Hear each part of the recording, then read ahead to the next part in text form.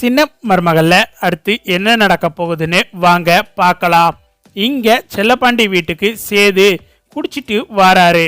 குடிச்சிட்டு வந்துட்டு, ஏய் தமிழ்ச்செல்வி வெளியே வாடி, ஏய் தமிழ்ச்செல்வி வெளியே வாடிங்கிற அப்படின்னு சொல்லிட்டு இங்க சேது பார்த்தா குடி போதையில கத்திக்கிட்டு இருக்காரு. என்னம்மா வெளியில அவரோட குரல் மாதிரி கேக்குது அப்படின்னு சொல்லிட்டு தமிழ் கேட்கவும், ஆமா தமிழ், அவர் தான் இங்க வந்து சத்தம் போடுற மாதிரி இருக்கு அப்படின்னு சொல்லிட்டு எல்லாரும் வெளியே வாராங்க. அப்பந்தான் சேது பார்த்தா கையில இருந்த பாட்டில எல்லாம் கீழே போட்டு உடைச்சி ரகலை பண்ணிக்கிட்டு இருக்காரு. உடனே தமிழ் வந்துட்டு சேதுக்கிட்ட, என்ன பண்ணிக்கிட்டு இருக்கீங்க, நீங்க எதுக்கு இப்போ இங்க வந்தீங்க அப்படின்னு சொல்லிட்டு தமிழ் கேட்கவும், என்னமோ விவாரத்து கொடுக்க முடியாதுன்னு சொன்னியா, எதுக்குடி விவாரத்து கொடுக்க முடியாது, என்கிட்ட இருந்து விவாரத்து வாங்கிட்டு போய் தொலைய வேண்டியதானடி, என் வாழ்க்கையில இனிமே உனக்கு இடம் கிடையாது, உன் கூட இனிமே என்னால சேர்ந்து வாழ முடியாது, நீ செஞ்ச தப்புக்கு தானே அந்த வீட்டை விட்டு வெளியே வந்து இப்போ உங்க அம்மா வீட்டில் இருக்க, அதுக்கப்புறமும் எதுக்குடி விவாரத்து கொடுக்க முடியாதுன்னு சொல்லிக்கிட்டு இருக்க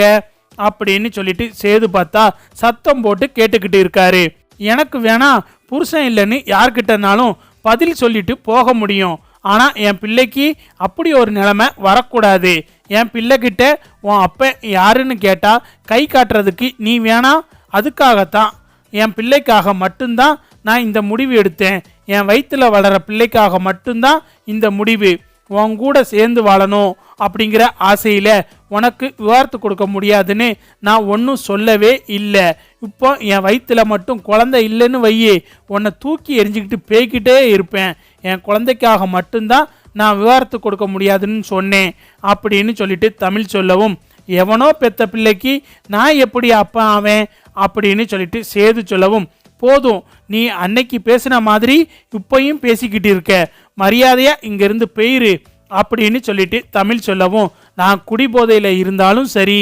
இல்லைனாலும் சரி இந்த குழந்தைக்கு நான் அப்பன் கிடையாதுடி அப்படின்னு சொல்லிட்டு சேது சொல்லவும், போதுமியா வாயை மூடு, இதுக்கு மேல ஒரு வார்த்தை பேசின நான் மனுஷியாவே இருக்க மாட்டேன் அப்படின்னு சொல்லிட்டு தமிழ் கோபத்தோட சொல்லவும், என்னடி பெரிய பத்தினி மாதிரி பேசிக்கிட்டு இருக்க, எங்க உண்மையை சொல்லிடி பார்க்கலாம், நாம சேர்ந்து வாழ்ந்து எம்புட்டு நாள்டி ஆகுது, நீங்க வந்ததுக்கு அப்புறம் தானடி மாசமா இருக்குங்கிற விஷயத்த என்கிட்ட சொன்னேன், அங்க இருக்கையில நீ சும்மா தானடி இருந்த, மாசமாவே இல்லாம மாசமா இருக்கிற மாதிரி நடிச்சுக்கிட்டு தானடி இருந்த,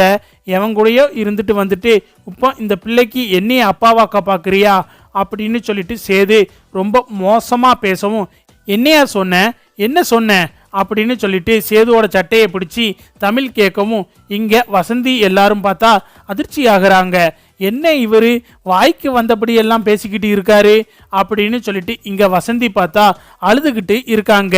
அப்பந்தான் செல்லப்பாண்டி வந்துட்டு, மருமகனே மருமகனே இப்படிலாம் பேசாதீங்க அப்படின்னு சொல்லிட்டு செல்லப்பாண்டி சொல்லவும், சேது பார்த்தா செல்லப்பாண்டிய கீழே தள்ளி விட்டுறாரு. யோ போயா அந்த பக்கம், என்னமோ ஒழுக்கமான பிள்ளையை பெற்று வச்சிருக்க மாதிரி பேசுற, இவ ஒன்றும் பத்தினி கிடையாதியா, எவன் கூடயோ இருந்துதான் இந்த பிள்ளைய கொண்டு வந்திருக்கா, இந்த பிள்ளைக்கு என்னை அப்பா அக்கா பார்க்குறா, அதுக்கு தான் எனக்கு விவாரத்து தர முடியாதுன்னு சொல்லிக்கிட்டு இருக்கா, எங்க குடும்பம் பெரிய குடும்பம், சொத்து பத்தெல்லாம் நிறைய இருக்கு, வயிற்றுல வளர பிள்ளைய எப்படி வளர்க்குறது, எப்படி படிக்க வைக்கிறது, என்ன பண்றதுன்னு தெரியாம கடைசியில